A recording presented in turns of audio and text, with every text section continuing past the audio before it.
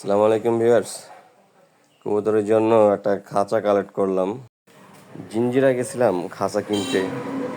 আমি আসলে এটা সেকেন্ড হ্যান্ড খাঁচা করছিলাম, কারণ বর্তমানে যে রেডিমেড খাঁচাগুলি পাওয়া যায় এগুলার তার একদম চিকন, এই খাঁচাগুলি ভালো হয় না। এই জন্য আমি সেকেন্ড হ্যান্ড একটা খাঁচা করছিলাম। সেকেন্ড হ্যান্ড আগের বানানো যে খাঁচাগুলি আছে রেডিমেড, ওগুলোর তার অনেক মোটা হয়, অনেক ভালো মানের হয়। আলহামদুলিল্লাহ আমি একটা খাঁচা পাইছি এক ভাইয়ের কাছ থেকে, কিন্তু খাঁচাটা অনেক দাম নিয়ে ফেলছে। দামটা একটু বেশি নিলেও খাঁচাটা আলহামদুলিল্লাহ ভালো পাইছি, এবং একদম রং টং করা ছিল কমপ্লিট। রোজা থাইকা অনেক ঘোরাঘুরির পর খাঁচাটা পাইছি। তারপর একটা অটো ঠিক করলাম, সে যাবে না। তারপর অন্য একটা অটো ঠিক করলাম, সে আবার আমার বাসার লোকেশন জানে না।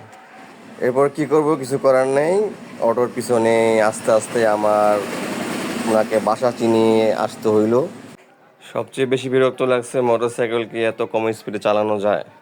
যাই হোক, আস্তে আস্তে চালায় আসতে হয়েছে, কিছুই করার নেই। খাঁচাটা কেমন হলো সবাই কমেন্ট করে জানাবেন।